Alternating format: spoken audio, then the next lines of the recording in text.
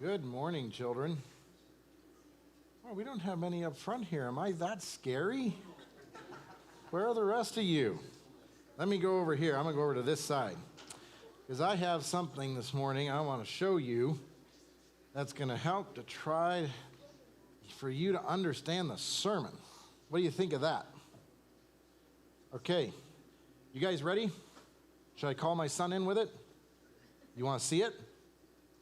Are you sure? You sure? You have faith is a good thing. You do. Okay, Jason, where are you? Here he comes. He has something that he likes to use, and I'm going to have him grab this and hold it up. Hold it up nice and high. What is it? A rope. A rope. You know what specifically this rope is? So I'm going to grab it in, Nathan, Jason, and we got all kinds of knots in here. Isn't this exciting? All right, put that on the bottom and bring just up one end. Okay, right here. See this rope? Okay, I'm going to have him hold that as high as you can up above your head. Okay, you see that? How many of you right now would go over to that rope and you trust that you could grab onto that rope and jump on with all your weight and he can hold you? Oh no, Jason, we don't have enough faith in these kids. You don't have faith that Jason can hold you? Okay, let me try something different here. Okay, you stay right there. Nathan, where's my biggest son? Come here, son. Come over here. I know, spur of the moment. Okay, I want you to grab that rope, hold it above your head. Hold it above your head. Okay, how many of you will come over here and think you can grab onto that rope and he just, come over here and grab onto it? You think he can hold you up? Probably not. Probably not? Okay, one at a time. Whoa. We had more faith. Okay, very good, boys. Thank you to my oldest son for the impromptu. Okay, so now I have another question for you. What if there are a couple over here who didn't come grab onto the rope? What if I connected this rope and we had a hole through the ceiling? And the rope went up through the ceiling, and above that ceiling was you could see the end of a crane. And the end of that crane went down over here to the side of the building to a 5-ton crane. Would you all jump on and climb up? Yeah, probably. You would? Yeah. Why? Because if I want to. You want to? Yes. So you trust that 8-ton crane can hold you up? Yeah. Right? Of course. Okay, very good. So now I'm going to ask you another question. What if this rope went up through a hole in the ceiling, just into the sky and into the clouds, and you could not see what was holding it? I probably wouldn't climb on it. You wouldn't? I would. You would? Would you test it first? Grab onto it and pull and see if it holds you? And then would you still have the ground at your feet? Would you do it then? Yeah? You'd do it? Probably What if it went up into the sky and I asked you to take a hold of that rope and swing across a 1,000-foot canyon over to the other side? I probably wouldn't do it. You wouldn't? Oh. Okay. You would? You would? Okay, so you have more faith? Well, today in my sermon, I am going to be talking about a story with a rope. And so I want you to listen today because we're going to talk about having faith. So no one had faith in Jason. So sorry, buddy. We had some who had faith in Nathan. And then we had everyone who had faith in the crane. But now we have some who don't have faith in that. They don't know who's holding it. Oh, are you getting ahead of me on my sermon? So you would trust Jesus if he was holding the rope? You would. Okay, well, very good. Well, that's the children's story, and you listen in the sermon today to a story because I'm going to give you one from a vision, and I'm going to give you one story from my personal life. Does that sound exciting? Okay, very good. Well, you think about that, and you can head back to your seats. And Jason, I trust you can take this rope back, okay?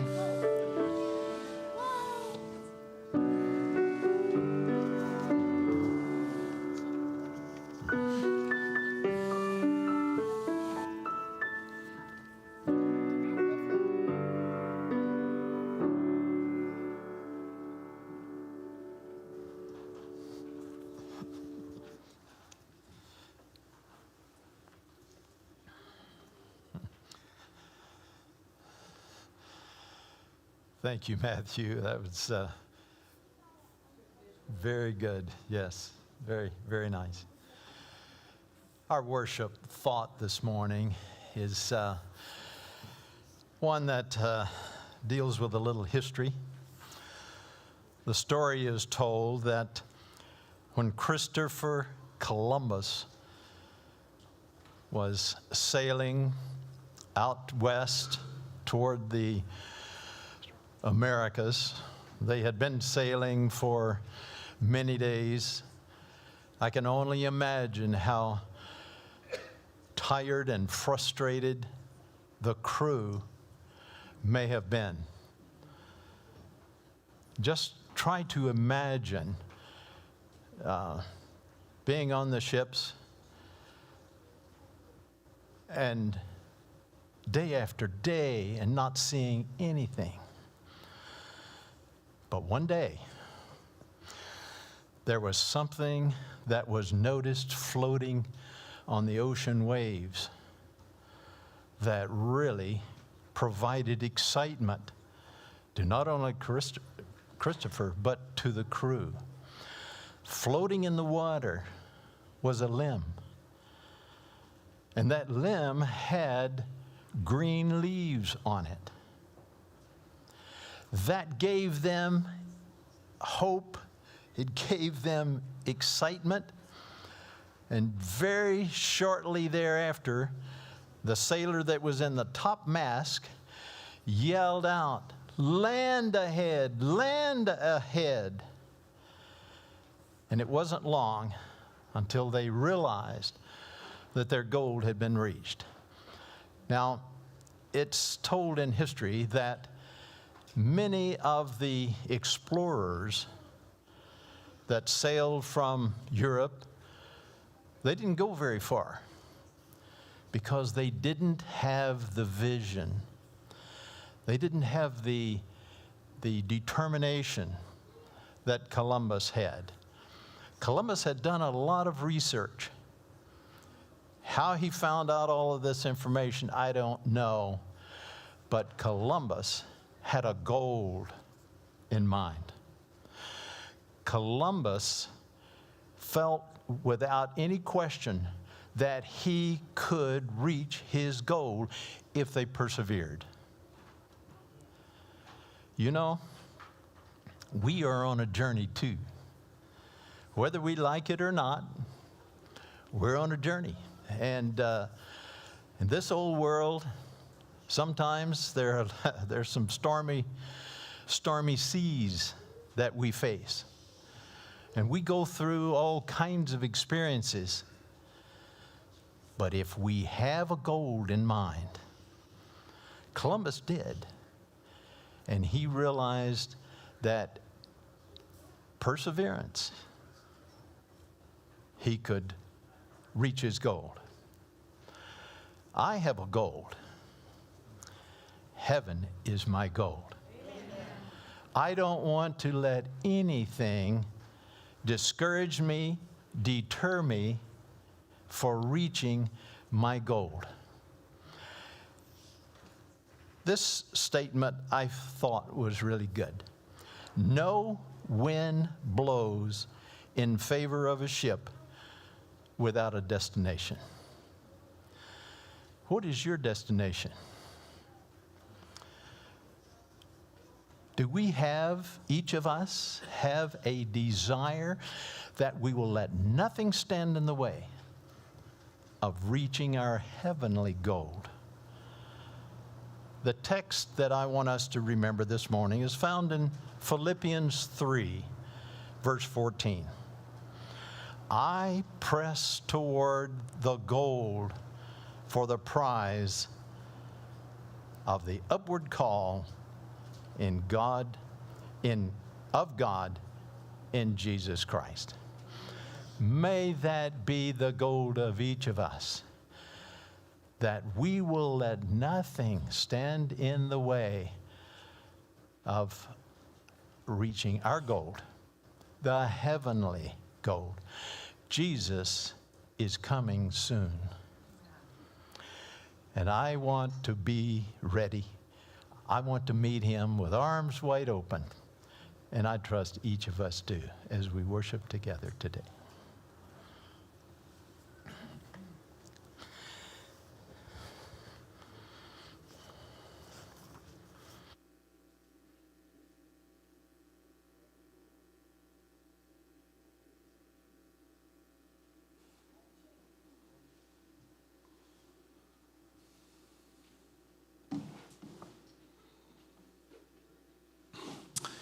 Good morning. You know, I am shocked, and it's happened so many times I shouldn't be, how God works. I didn't choose the opening closing songs. Do you know how perfect they are for the sermon today? And Ken just recapped the entire sermon. We can close right now and you can all go home. I didn't talk to Ken, did I, Ken? God works in incredible ways, bringing these things together. I'm amazed every time. Today I have a sermon I want to share with you. It's one that has kind of been growing with me for a few years. Some of you nodding heads, it's like you already know I've told you parts of it or something. The title is my reference to challenge us, a greater faith.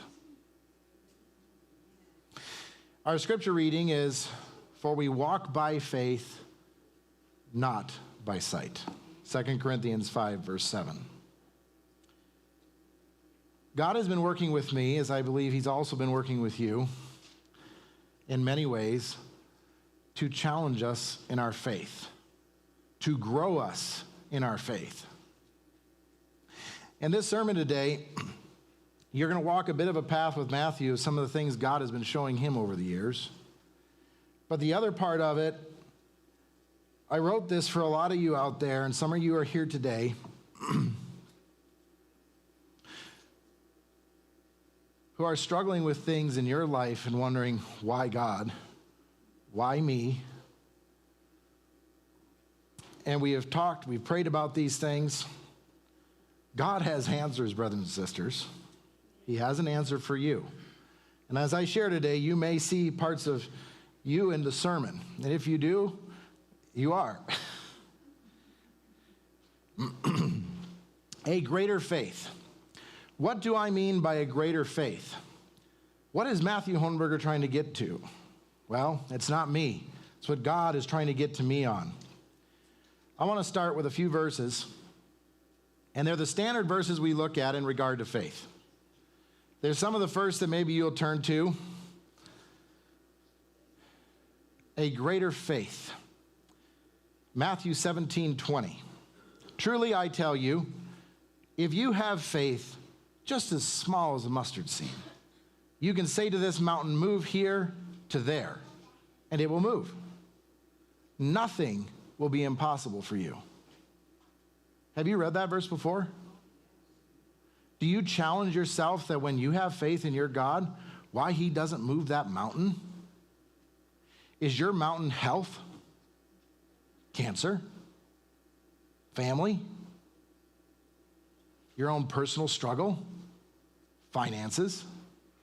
Business? Maybe your own acceptance of God? What is it about your faith? Do you look at that verse and do you say, that verse says if I had that much faith, a tiny little seed, you could move a mountain? Is there anyone out there who can raise their hand and say you've moved a mountain? Have you ever inside looked at that verse and struggled, looking at yourself saying, do I really have enough faith in my Christian walk with God? Through everything I'm facing in my life and in my world, why don't I just have enough faith? Because it'll be solved. I do. I've asked that very question. As an elder, we go, and some of you in our church have been anointed, prayed over for health issues. And I've asked myself, why aren't they healed? We've done what God has asked. The first thing I always find that we seem to go to is ourselves. Well, was it my sin in my life when I prayed over that person that stopped God from working that miracle? Was it the person we prayed over that had sin in their lives that stopped that person from having that miracle? These are the questions I asked myself.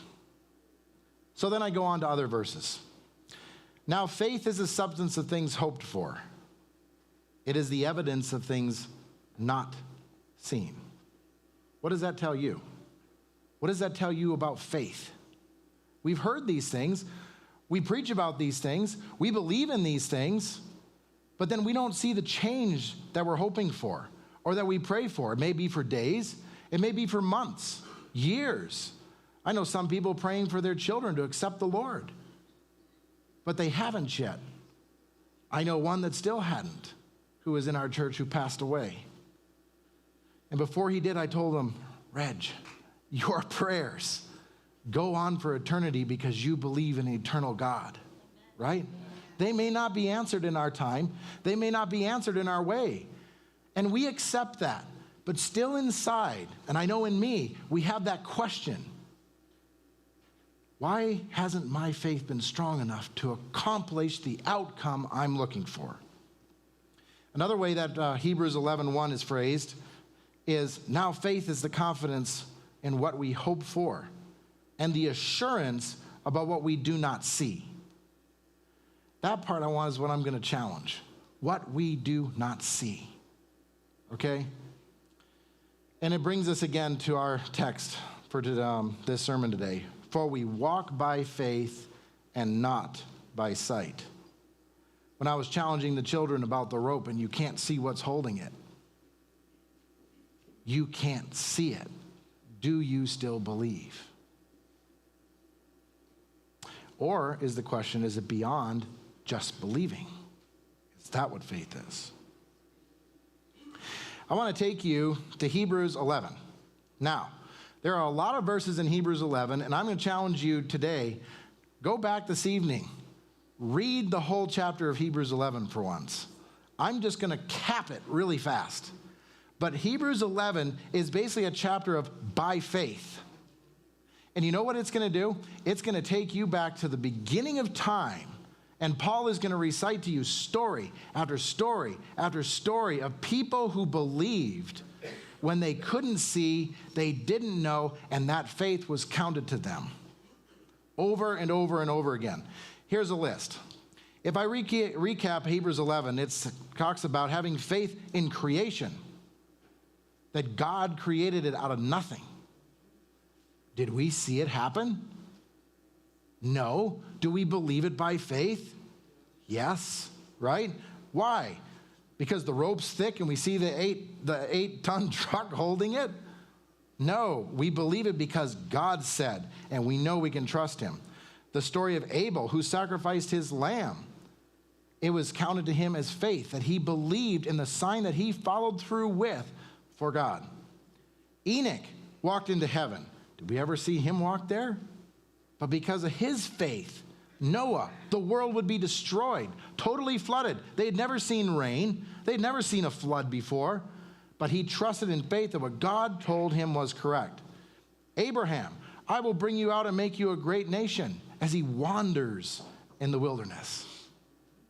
I will make your seed as the sands of the seashore. Did he ever see that before he passed away?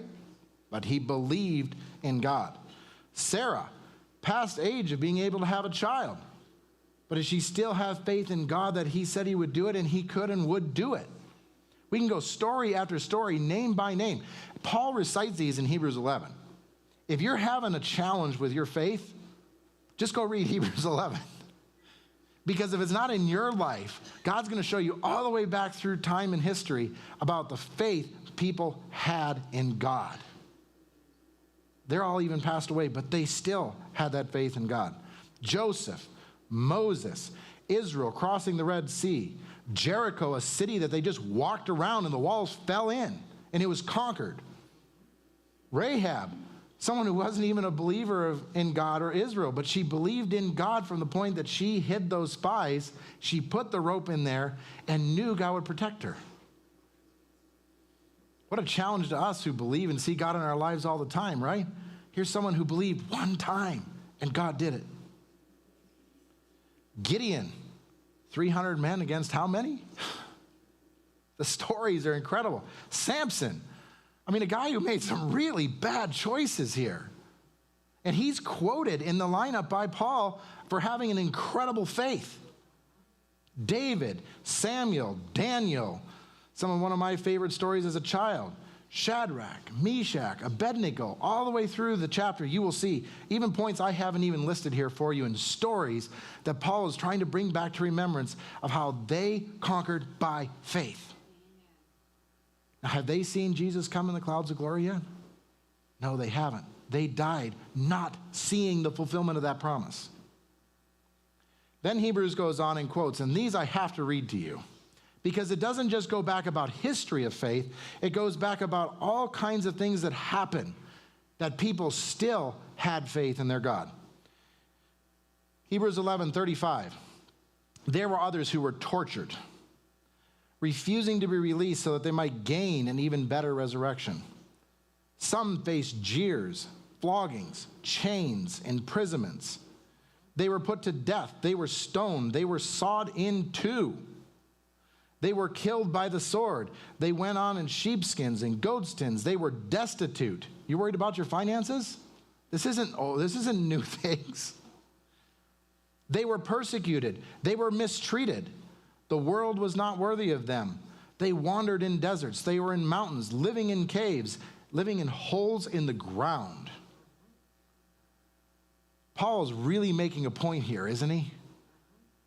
He's sharing you all the history, but now he's challenging all the things we look at and say, but God, I have faith you were going to take care of me. And this happened. Hebrews 11:39 through 40. Folks, here's your answer. Are you ready? These were all commended for their faith, yet none of them received what had been promised. Have they received it yet? Have you and I received it yet? Since God had planned something better for us, can you see that through that persecution and through that destitution? So that only together with us would they be made perfect. There's your answer. Do you get it? Do you get it? God's the one through it. God's the one who will answer it. He will restore it. He will make it right.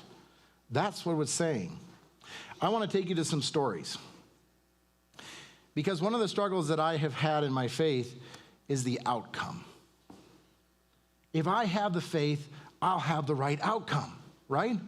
Isn't that what we're seeing in these things and we're reading in these things? Well, let me take you to the stories of others in the Bible. First, I'm going to take you to Elijah. In 2 Kings 2, 9 through 10. Reading from the Bible, it says, when they had crossed Jordan, Elijah said to Elisha, tell me, what can I do for you before I am taken away from you? I'm going to stop right there. How many of you realize that Elijah knew he was going to be taken up? How many? I don't see my hand. Anyone? How many? Okay, good. How many of you didn't realize in the Bible that Elijah knew beforehand he was going to be taken up? Oh, we got a couple hands there too. Okay. He knew beforehand he was going to be taken. Go ahead and read the whole chapter and a couple of them if you want. Let me inherit a double portion of your spirit, Elisha replied. Now, do you remember the story of the life of Elisha? Before Ahab, the brook Cherith, the famine, all those prophets of Baal, 400 and some odd of them, all before the Mount Carmel, and they're just cutting themselves and praying to their God. And then he goes there and God comes down with fire from heaven after water's poured over the stones and the offering and the wood. I mean, this is an incredible story of a man that did incredible things for God, right? So Elisha wants a double portion of his spirit. You have asked a difficult thing. Maybe we should know a little bit more before we ask, right? Elijah said, yet, if you see me when I am taken up, it will be yours. Otherwise, it will not. As they were walking along and talking together, suddenly a chariot of fire appeared, separated the two of them, and Elijah went up to heaven in a whirlwind.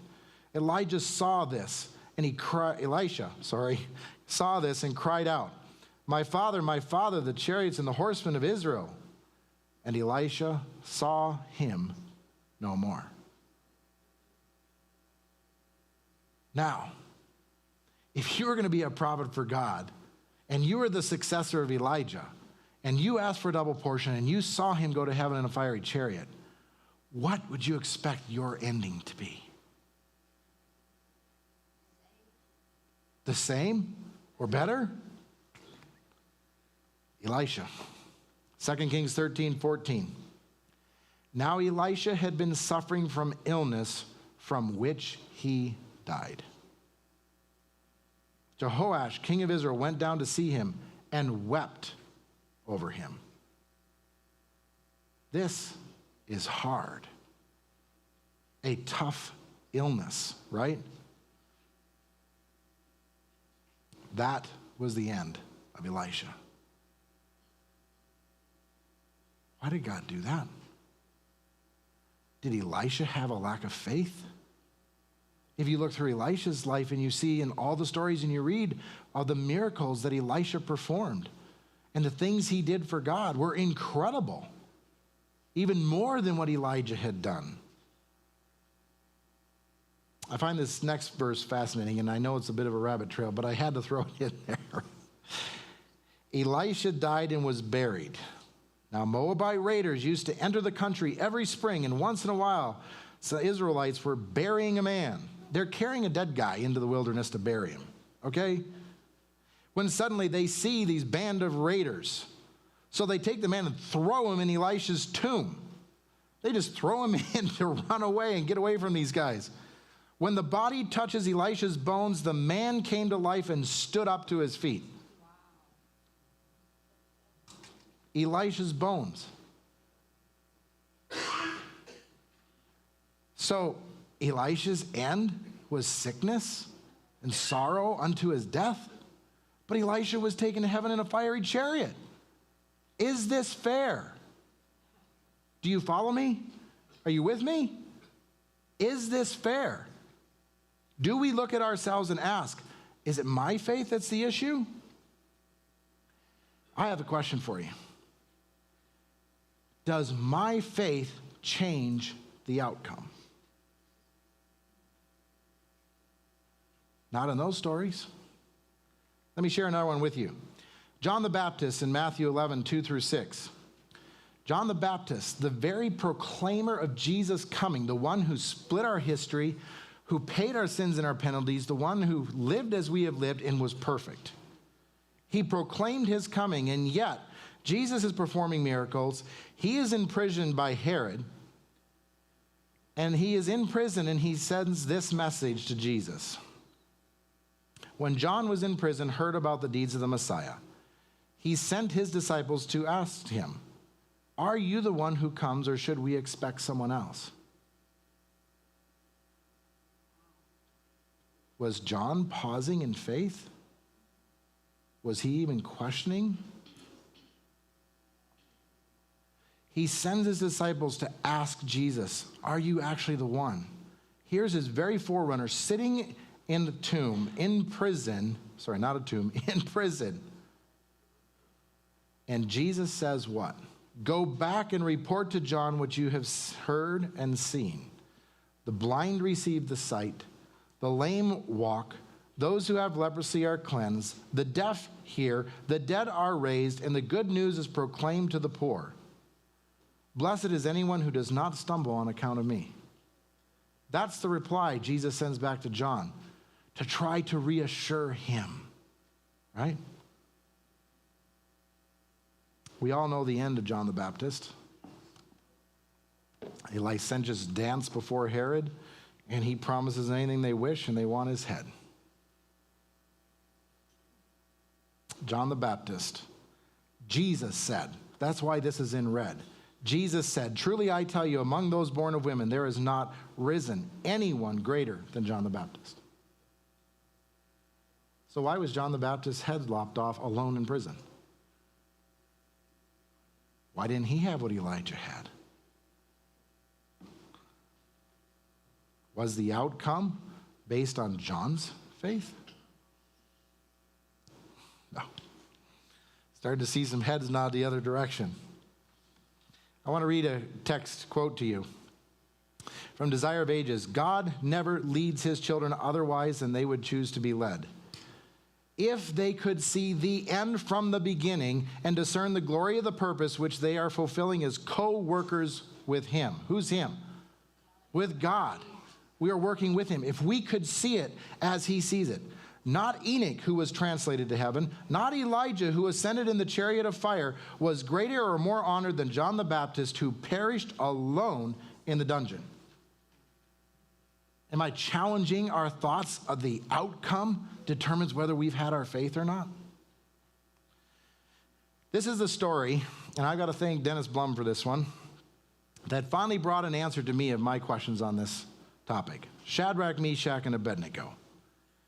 Nebuchadnezzar built this huge image, all of gold, in total defiance of what God had showed him, right?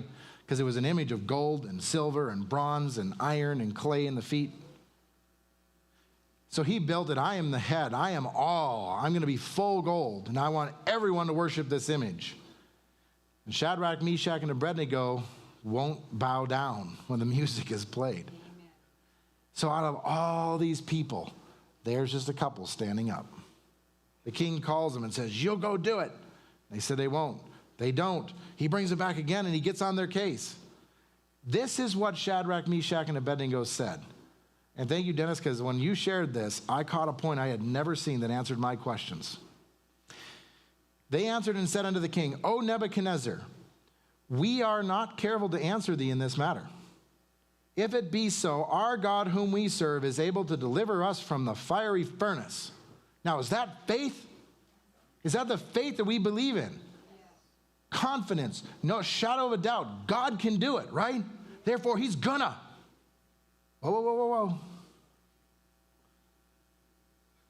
He will deliver us out of thy hand, O king. But if not.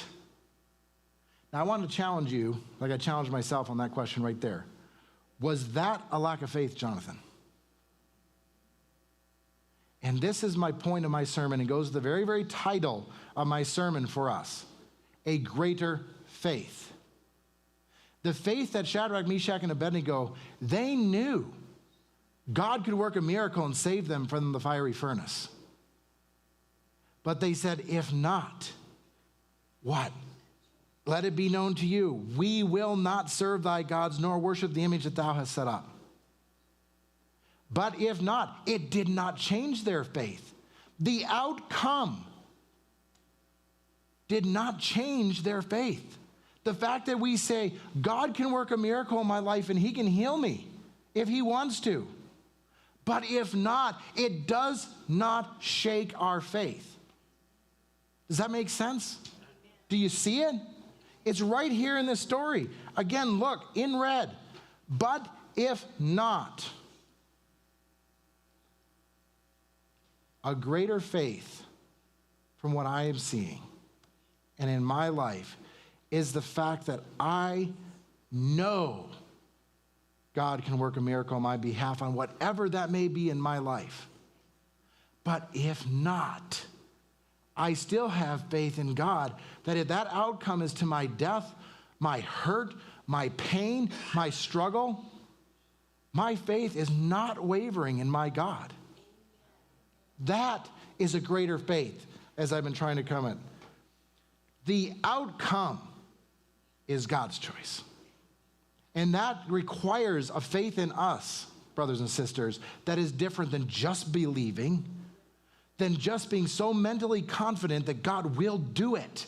That's me doing it. It's not God. The one with all power is God. It's not me. And that is the ultimate question we face. Will you have a greater faith? Will you have a faith that goes beyond the outcome? Daniel, Nebuchadnezzar, in Daniel 6, these men plot. We got to get rid of this Daniel. He's so influential with the king. We've got to get rid of him. So the only way we can do that, because he's completely honest, he's always true, he has the highest integrity, we can't get this guy. So what are they going to get him on, Joy? That he serves God. He goes home, and part of his was to open his window and pray to God. And they said, we want to write a law that no one can pray except the king for 30 days. What did Daniel do? I would have gone home and prayed in my closet. At least I still prayed. That's not what Daniel did. He went home. He knew that this was an attack against him and his faith. And he opened those windows and he prayed. And those men go running to the king. Guess what? You got to throw Daniel in the lion's den. If you go read the story, the king tries hard all day long to figure out a way to save Daniel. God's using a human instrument trying to save Daniel. And even the king can't. And finally, he has to succumb to these men and their wicked devisings. And he has to say, throw him in the lion's den. But I want to read you something. This is so fascinating. So the king commanded, and they brought Daniel and cast him into the den of lions. Now the king spake unto Daniel and said, thy God whom thou servest continually, he will deliver thee. Here's Nebuchadnezzar, not Daniel speaking. Nebuchadnezzar is saying, your God will deliver you. You talk about faith? Wow. I wonder what Daniel was thinking. Was he thinking like Shadrach, Meshach? But if not, I know my God can save me from the lions. But if not, fine. This is my end. But here the king believes in God. So the stone is brought and laid on the mouth of the den, and the king seals it with his own signet. And the signet of the lords, all those ones plotting against him, to the purpose may not be changed. I ask you a question. Was the outcome for Daniel, or was it for Nebuchadnezzar's faith? Friends, God chooses. Apostle Paul, 2 Corinthians 12, 7 through 9. One of the ones that wrote the huge majority of the New Testament, one of God's men. Here is his personal little look into his life. Therefore, in order to keep me from becoming conceited, I was given a thorn in my flesh. Now, there's sermons preached on what that thorn was, but we're not here today to discuss what that thorn was. Look at your life. Is there a sin that besets you all the time that you struggle with asking God to take away? Is there a thorn in your life? Is there something that keeps being an issue that keeps bringing you back and holding you to God? Think about that in reference to this. 3 times I have pleaded with the Lord to take it away from me, but he said to me, what? My grace is sufficient for thee. Can we preach grace too much? My grace is sufficient for thee. That's what God says. That grace is what God is saying is that my strength, I've got you, Josh. It may be a thorn in your flesh, but I got you. And what does Paul say? Sorry, I'm cutting off there. For my power is made perfect in weakness. God shines through, friends, when we can't do anything about it. That's what faith is about.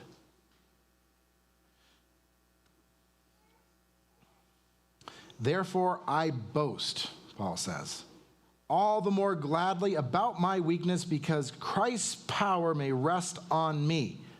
It is not about us doing it. We're so known for being Adventist works. No, it's about God doing it. It's about us conforming our will to God's, right?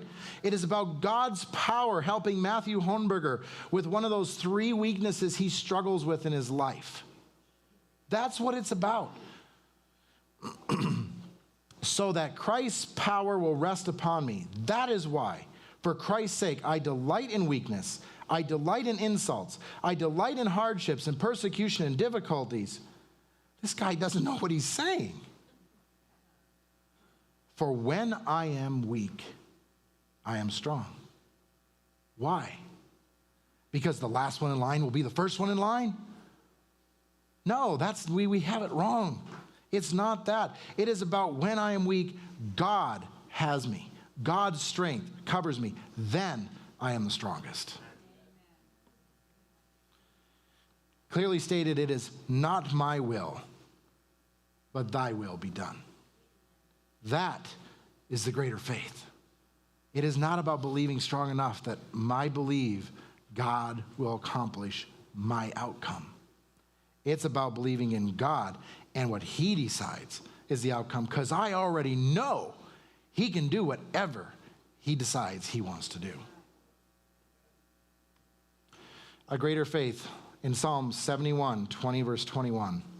Though you have made me see trouble, many and bitter, you will restore my life again.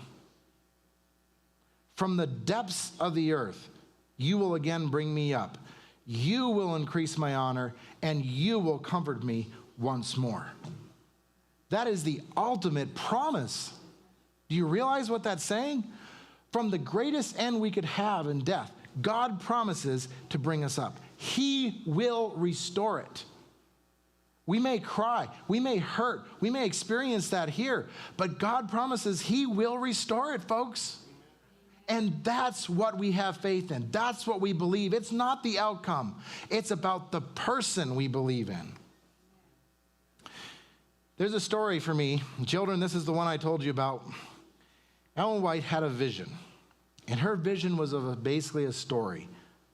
And it was a path where all the Christians were going on this path. There was a cliff on one side and a big wall on the other and a path down through. And all of them were going to heaven to following Jesus. And as they started out, the path was wide. They had horses and they had carts and they had stuff. But it kept narrowing or narrow it got.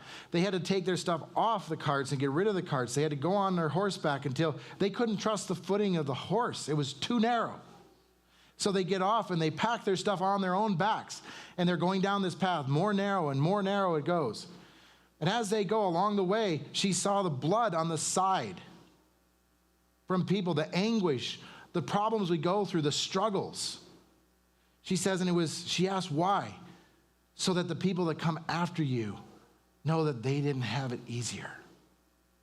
They knew that you pushed forward anyway. It's going to be hard. We have to have that greater faith in all kinds of moments of our life as God narrows this down for us as we are making it to heaven. And then it came to a point where it was so narrow they had to go just off on foot. Then they had to take off their shoes to make sure they had the best traction possible to stay there and not fall off. And that's when God lets down a little rope. And they ask, what's holding it? So they hold on to it, and as they go, and it gets narrow and narrow and stronger, the rope grows bigger and bigger and bigger, and they're putting more and more and more of their weight on that rope. They're having faith, and they keep saying, but who's holding it? But he's kept us so far. He's kept us so far. If he has, and then they come to the chasm, and here's the part, they have to put their full and complete faith, all of their weight. They have to let go of their feet from the ground of what they know and what they trust and what they do to move forward and swing across to heaven where Jesus is. That's the greater faith that he may be calling us sometimes in our walk. To put that trust on something that when we look up, there's not that 5-ton truck holding the rope I trust in. We don't see, but we know he says he does and he will, and that is the faith he is calling us to. A present day story of this, and this was a very impactful time for me. On my bucket list in my top 10 was to go to Angel's Landing in Zion National Park. Anybody gone there before? A few hands. Anybody want to go there? Okay, well, we're going to double those hands after we're done with this story. My friend Steve Kreitner and I decided finally it's the time that we're going to take a trip, just the two of us. So to Zion and Angel's Landing we go. There's all kinds of stories I can tell you about this. You now have to get in a lottery to even have a ticket to go hike it. We put in every name we could, our wives, us, alternates, you name it. Let's get this lottery, and we didn't get it. I was like, Lord, I really want to go and do this. I want to do this all my life. 2 days before we flew out to go down there on the trip, you can put in again. So we did. I put in the computer, and then it wouldn't take it. It took it wrong, and Steve was able to input 7 times to get his, his possibilities better. I got one in and I wanted to submit it, and then it just took it. And I couldn't go back. I tried to edit it. I tried to delete it. It wouldn't do anything. And I was so upset at this federal government internet. Doesn't work. You can't even edit what you do. And Steve's like, well, you should have tried a couple times, not just once. I said, well, I can't do anything, Steve. Guess who won that? Oh, he of little faith. But it was the day we were flying down there. We arrived at the airport at 11 in the morning in St. George, Utah. Our time was from between noon and 5. We raced up there, got on the buses, went up there. We're hiking the trail. You can see the pictures of the trail coming up and winding up. And it's wider and it's steep, and I'm just loving it, having a great time. Huffing and puffing. Me like this. My buddy over here, and he's going along, and we're having it and enjoying it. I'm just excited. We finally get up to the saddle where the top is, and this is the picture of Steve with his hand out. That's where we're going, folks. You talk about exciting. Well, guess what happened? Look down in that bottom corner. You see that storm? Big storm clouds. We're looking down to Angel's Landing to the south. But behind us to the north is this huge rainstorm coming. And in the desert, they tell you, you don't trust a rainstorm that's a couple miles away because of flash floods. We're fine. We're on the top of Angel's Landing, 1,200 feet above the bottom. But what if that storm comes and all that rock becomes slick? I'm like, Larry, we're going to do this. And now we finally come to the point, my favorite thing, the place I have dreamed about all my life that I want to hike. This is it. Look at that. Isn't that impressive? Wow. Don't you just go, yeah, let's go hike this. It gets narrower, folks, and narrower. And all of a sudden on the sides, you can see there on the sides, it's dropping 1,200 feet or so down into the bottom. And you can look down and you can see the bottom. I'm so excited, and we're going down this, and all of a sudden people out ahead of us are coming the other way. And they're yelling back at us as we're headed up, they're headed down. And they're like, turn around, go back. Look behind you. There's a huge storm. It's not safe. One after another are saying this, and the wind is starting to blow, right, Steve? The wind's coming in. We're gusting, and we're on the top of this thin little piece, and we're going down through, and all of a sudden, the whole story that Alan White talked about in that vision started to become real. It was experiential for me because here I am now walking this path, getting tighter and tighter and steeper, and on both sides. And now the people are saying, turn around, go back. It's not safe. Watch out. One after another after another. It gets tighter and tighter. They provide chains on the side for you to hold on to. And we're going up, and everyone keeps coming down, and everyone's telling us you shouldn't go. It gets slick. I finally think, maybe I'm foolish. You hearing? Oh, ye of little faith, Tom. Oh, ye of little faith. So I think, well, I should at least be wise. So I grabbed my phone and I texted a client of mine who lives down there, and he knows this, and I texted him and I said, hey, if rain comes, does this stuff get as slick as snot that I got to turn around and go back, or am I okay? No reception, doesn't go out, can't get it, nothing's there, but I'm still going on, and I'm a huffing, and I'm a puffing, and up I go, and now I'm starting to grab the chain. I'm starting to use the chain. Look at how narrow some of these pictures are. And Steve is behind me. I did get permission for him to make sure that, he was allowing me to say this. He says, Matthews, it's safe. Should we go on? You ever turn to your wife, your husband, your friend at church and ask the problem you're going through? Is it safe? Can I go on? What should we do? I said, I don't know. I don't want to be stupid, but this is my only shot. I won the lottery. I have one shot. I wanted to do this all my life. We've got to go. Okay, I'm with you. Up we go, continuing on. It's up there. Wind is howling and hitting us. And I'm thinking, man, am I stubborn and am I foolish? If this does get slick, what am I going to do? And you know what I started to look for? Cracks in the rocks with some cover. If it got bad enough, we could hide in. But no, I want to go forward. And finally, Steve asked me again, Matthew, you sure? And I turned around and I said, Lord, please drive this storm away. Please, this is my one shot. I want to do this all my life. I finally won the lottery, and now here we are, and this storm is pushing on us. Is it safe? Should I? I question myself. I don't want to harm myself. I don't want to harm my friend. Does this talk about the anxiety that sometimes you deal with as in your Christian walk in your life? We struggle asking ourselves these same questions. I said, no, I think let's go. But Lord, please push that storm to the north.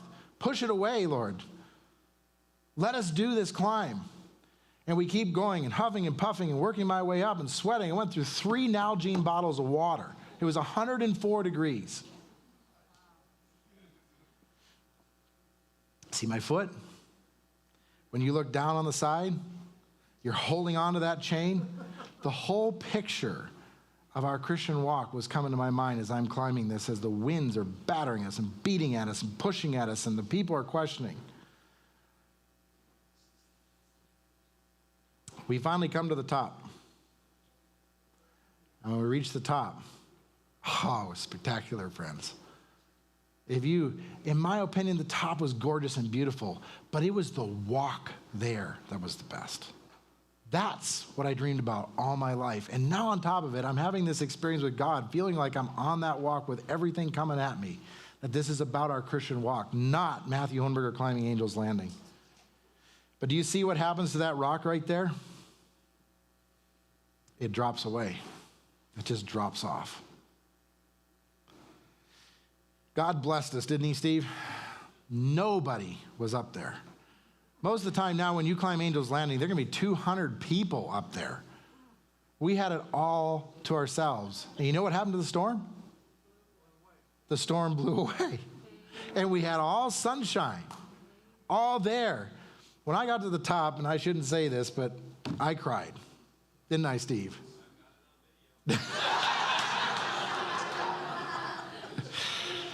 I cried because to me it was an experience, not only of everything I've wanted or wished for, but it was an experience of realizing what the Christian walk is like.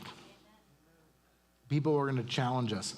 People are going to ask us questions. We're there to encourage each other forward. Some are going to say, no, turn around, go back. No, the storm, the problems, the government we got going on right now, whatever the issue may be, the economy is going horrible. Are we going to survive? There's always those questions coming at us, and God is saying, no, just have faith in me. And we cry out to him, right? We grab on. And I want to ask you today, would you, at the top of Angel's Landing, would you grab onto a rope let down from the sky and say, God, I trust you. I'm going to hold on, and I'm going to cross over to you? Will you do that? Can you do that? It's the little experiences we go through. It's the big ones, Nanette, that we go through that continue to strengthen our faith to the point that we have a greater faith in the God who is there and who is taking care of us. And the outcome, friends, does not matter. That is what I mean by having a greater faith.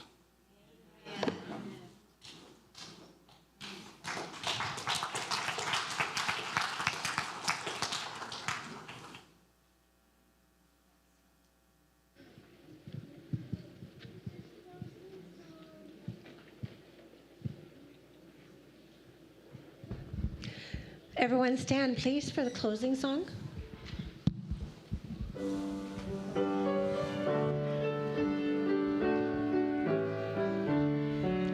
And camped along the hills of light, ye Christian soldiers rise, and press the battle ere the night shall veil the glowing skies. Against the foe in death of the let all our strength be hurled. Faith is the victory we know that overcomes the world.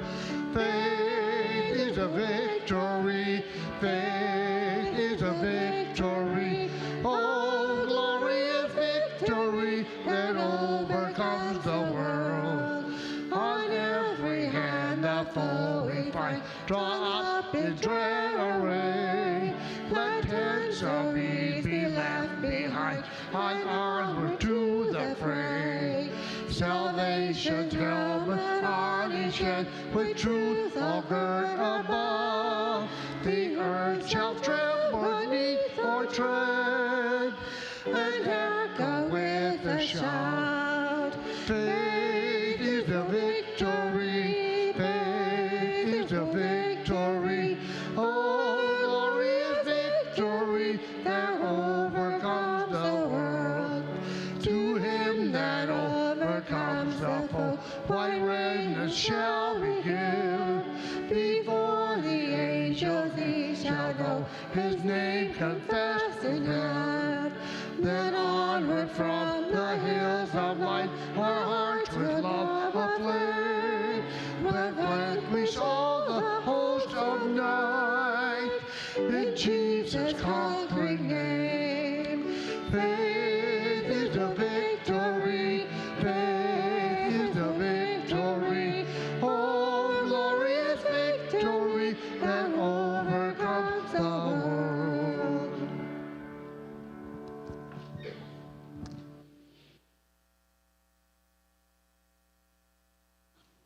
Our dear Father in heaven, Lord, we come before you this morning. We are your people. We have chosen you. We have faith in you.